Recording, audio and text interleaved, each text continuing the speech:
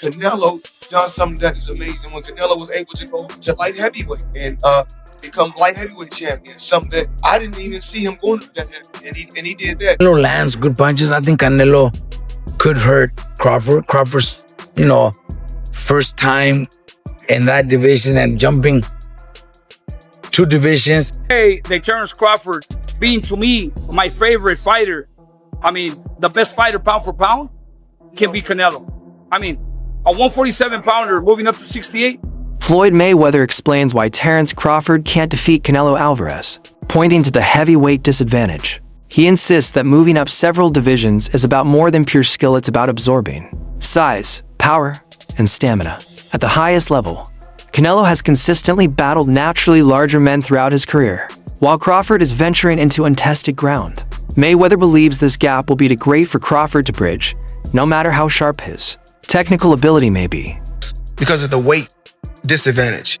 I can't go all the way up to 180 or 190 pounds.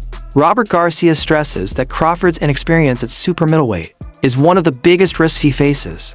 Although Crawford has proven excellence across divisions, stepping into Canelo's natural class is far more dangerous than his previous moves. Garcia highlights that Canelo has spent years refining his skills against naturally stronger men, while Crawford still needs to show he can maintain speed, sharpness, and stamina with added weight. The trainer observes that Crawford's body isn't fully adjusted, making him seem less explosive and less smooth, which could be decisive against Canelo, who dominates at this size. Jumping 2 divisions where he only had 1 fight at 154 and didn't look his best either. So there's a lot of questions, about that. And that's why a lot of people think Canelo is going to knock out Crawford. But I'm probably one of the only ones that I do give Crawford a chance. Yeah. I think Crawford could pull it off. Crawford is very talented. He's very fast. He's very smart in the ring. So I think a perfect fight, Crawford could pull off a decision. Mm-hmm. Okay. I think he could win a decision. I don't pick him. I wouldn't put my money on him winning because it's a very dangerous, risky fight, especially with Canelo being so strong. But Canelo's last few performances, he's looked slow, flat-footed, looking for 1 punch at a time. And if that's the Canelo that fights Crawford, Crawford could win a decision. Crawford could outbox him, could outsmart him, could land 3-4 punch combinations and move and win a decision. So do I give Crawford a chance? 100% think Crawford could pull it off. Would I put my money on it? Probably not. Yeah. But I do give him a chance. Yeah, good stuff. Look, Robert, appreciate you taking time to speak to me. I appreciate you letting me in the gym today. Always a pleasure. And hopefully be catching up sometime soon. Thanks appreciate for coming. it. Thank you very much. Cheers. Showbiz The Adult highlights the massive stakes in a Crawford versus Canelo clash. He argues that if Crawford manages to overcome Canelo's strength and size, his reputation would skyrocket, placing him alongside Floyd Mayweather in the discussion of all-time greats. Beating a name as big as Canelo would secure Crawford's spot as the best pound-for-pound fighter of his era, silencing any questions about his resume. Yet, Showbiz stresses this wouldn't push Crawford above Mayweather, whose undefeated career and era-spanning dominance remain unmatched. Still, the possibility of Crawford reaching such rare status makes the fight historic. 3-time undisputed is insane. If you were to beat Canelo, Terence Crawford, at that point, pound for pound, right under Floyd. Wherever you got Floyd, I put whatever you got him, Terence Crawford's right behind him. Unless you got him first. Okay, how about me? Because I don't have Floyd in my top 10. I have Pacquiao over Floyd.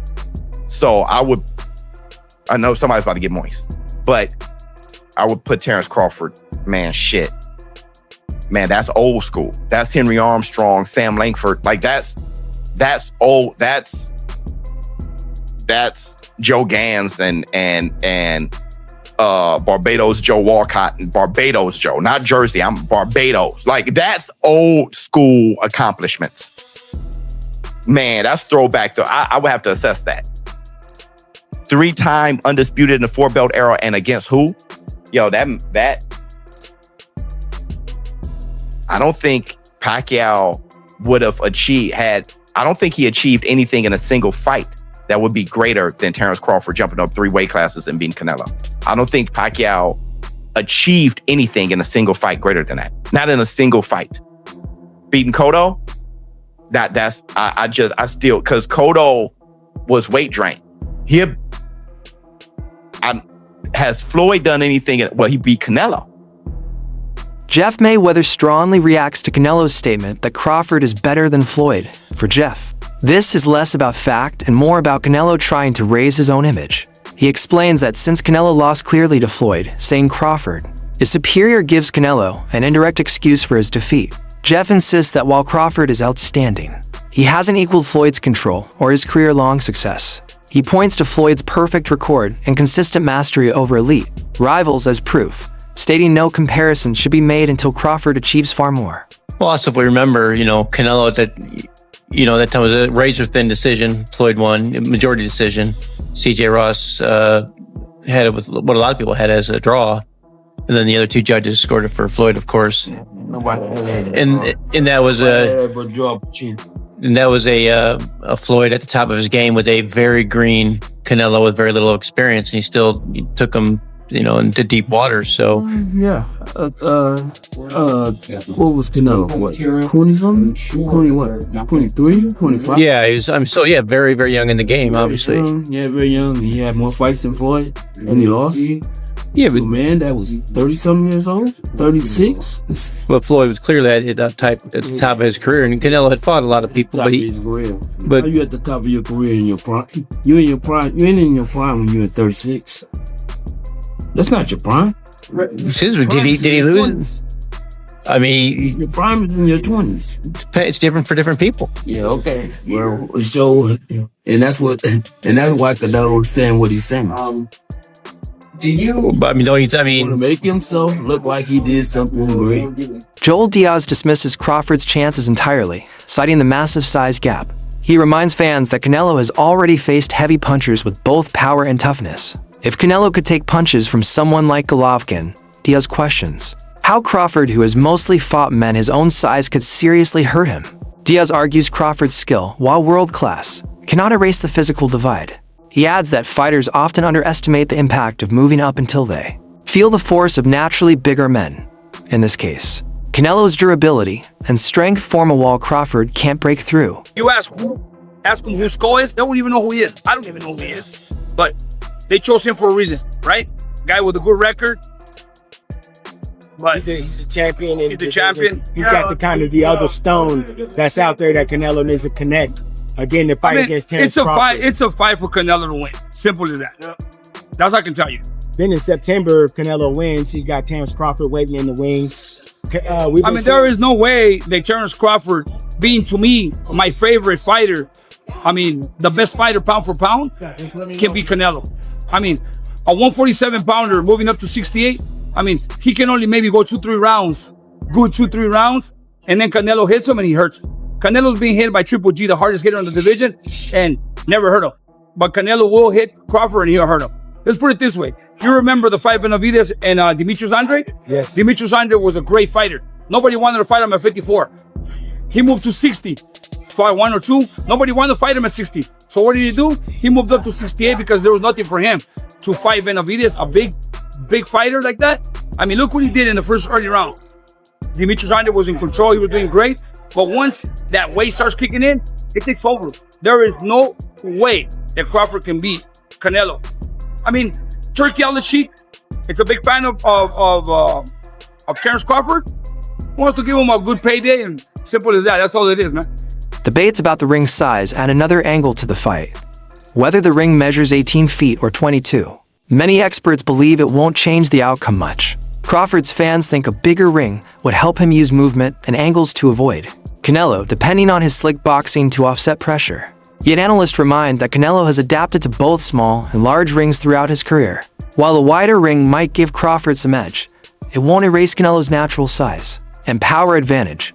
In the end, execution will matter more than dimensions. One of the biggest things in this Canelo-Crawford fight we are not talking about is the ring size.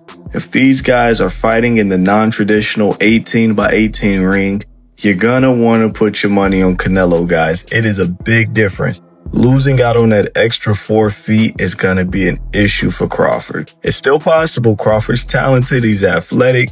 He has all the potential in the world to pull off a crazy upset here. No matter the ring size, it don't matter. Terence Crawford's that brilliant. He's that excellent. But I'm going to tell you, man, losing out on that 4 feet is gonna hurt his odds. It's the same thing with 22 feet. Like I said, I don't know what ring they're going with, but if it is in the 22 feet, it's gonna hurt Canelo's odds by a pretty decent margin. Maybe not as much as it's gonna hurt Crawford odds in the 18, but it's still gonna hurt it. You're giving Crawford an extra 4 feet to pivot, maneuver, slip, bob, weave, do whatever he wants.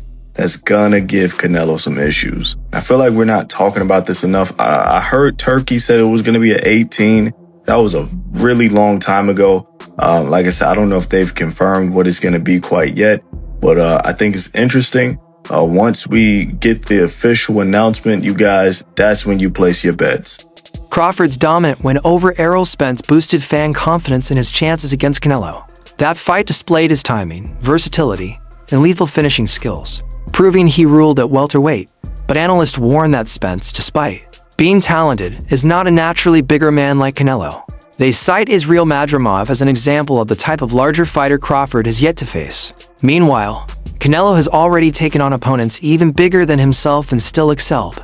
The real concern is whether Crawford's brilliance at welterweight can survive against a physically superior super middleweight like Canelo. Hey y'all, the simple real fact is, Terence Crawford never looked that good fighting anybody but Errol Spence. Another real fact is, y'all put too much on Errol Spence versus Terence Crawford. Y'all act like he just beat fucking Jesus or Thanos or something. Okay, I get it. Errol Spence was that guy. He beat him. He dominated him. He won that fight.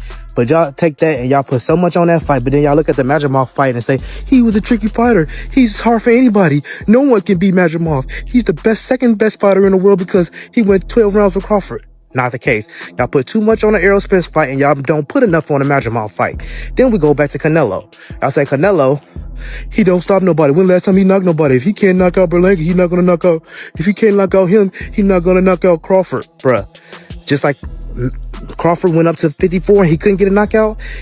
Canelo has gone up to 75. He couldn't knock out Bivol. He went up to 68. And those guys are way bigger. He's fighting guys way bigger than him. Crawford could knock out Madrimov because he's his size. So you think he gonna knock out Canelo? He's bigger than Canelo. Bro, Canelo got a granite chin. I don't know if y'all know the Canelo. And the only people who saying that Crawford's gonna knock Canelo out is people who has to be casuals. They probably have not watched a fight since the Tank last fight, or they probably ain't watched a fight since the Errol Spence versus Bud Crawford fight. Cause I'm pretty sure a lot of y'all niggas didn't even see that Madrimov fight. Y'all just synced it and y'all running with it. Cut it out. Gabe Rosado reflects on Canelo's loss to Floyd Mayweather, calling it a defining chapter in the Mexican's career. At that stage, Canelo was still raw and lacked the experience needed to deal with a defensive genius like Floyd. Rosado says, the loss, though humbling, became a valuable lesson that shaped the fighter Canelo later became. Since then, Canelo has gained confidence, sharpened his skills, and learned how to manage different styles. Rosado argues this growth has made him more dangerous now than during the Floyd fight, and Crawford will face a tougher, fully seasoned version of Alvarez. Could be too soon for Xander, but who knows, man? I mean, who knows?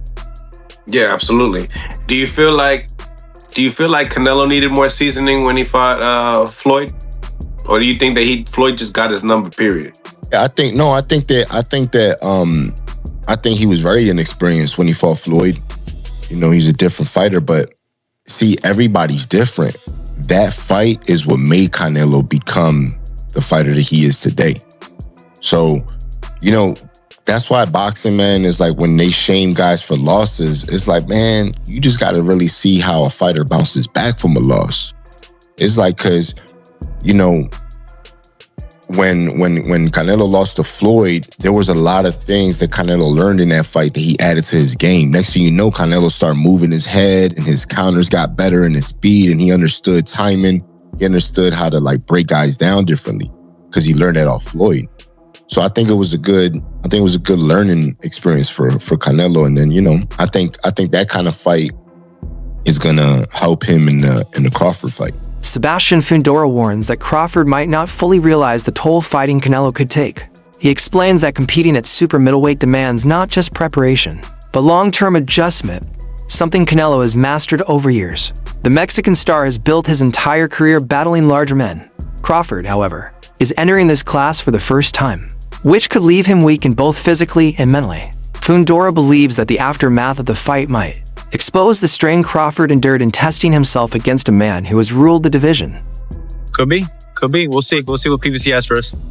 What's your favorite, Canelo or Crawford? Canelo. Canelo, yeah. What do you think is the most significant part of that matchup in Canelo versus Crawford? That he's comfortable at 168. You know, that he's been fighting there. He went and collected all the belts at that weight class. Crawford, of course, Crawford has a chance. He has a big chance, you know, being one of the pound-for-pound fighters of the world. But it's just the advantage of being there first. You know what to expect in that weight class. Crawford's coming off a 154 fight that he fought last year. So I really don't consider him even a 154. He's been fighting at 147 for a while. He had that one fight at 154, and then he stopped fighting for a year again. So, of course, he's probably been training, again, high-class fighter. But to be comfortable at 168, you're going to have to do some fights in there. And going in there fighting the undisputed champion, it's going to take a toll. What about Ennis? He's the new addition to 154. He's yet to fight there. Canelo brought him in camp specifically because he's a switch hitter like Terence Crawford. What do you make of Ennis just not being in your division and then him contributing to Canelo's camp heading into this fight? Is that a good move? I think it's good for Canelo's camp to have a fighter like Ennis. Because, he likes to switch right-handed, southpaw. I think Canelo probably didn't need that. But, the fact that Ennis went might cause a little bit of drama. I think he did for a dramatic effect. But, great fighter at 147. But 154 is a different division. They have me in there, so we'll see what he can do. Critics often compare Crawford's style to Canelo's entertainment value. While Crawford is technically brilliant, some argue his fights lack the explosive moments casual fans crave. Canelo, on the other hand, is known for thrilling knockouts, punishing bodywork, and high-stakes showdowns. Even if Crawford defeats Canelo, analysts suggest he wouldn't instantly become boxing's biggest star. To earn that role, he would need to take on other dangerous names such as Dmitry Bivol, proving himself against even bigger opponents. Only then could he rival the global appeal that Canelo currently commands. More nervous, the closer you get, the more outlandish these statements were. We had one outlandish one that his fighting style is not entertaining. Right? Canelo's fighting style is more entertaining than Terence Crawford's. I don't know what lens you're looking through, right? Well, why isn't Terence Crawford's fighting style entertaining? So that's one thing. Well, here's the next one. Now, check this out. They're saying that Terence Crawford won't even be great if he were to defeat Canelo Alvarez. He won't be great if he defeats Canelo Alvarez because all the stuff he's done until now, becoming two-division undisputed, beating a lot of undefeated fighters and a lot of fighters with one loss, seems to not be anything. But even beating Canelo Alvarez, the face of boxing, 4-division champion, undisputed super middleweight champion, none of that would matter because they list fighters that he would have to beat to become great. And most of them are fighters that 4-division champ, Canelo Alvarez, that he won't fight. He would have to beat Artur Beterbiev, right? Canelo ain't fighting him. He would have to beat Dmitry Bivol, who Canelo won't fight again, definitely at 168 pounds, because he wants to fight him at 175, because he wants to have the excuse that weight could be too big for him. Dmitry Bivol wants to fight Canelo Alvarez at 168, so he can become 2-division undisputed. Canelo doesn't want that. But Crawford has to beat that guy, right? Crawford has to beat David Benavidez as well, right? We know Canelo doesn't want to fight him, but Crawford has to beat him to become great, right? Remember, Canelo's great already. Then he would have to fight David Morrell. That wraps up today's video. Stay connected and see you next time.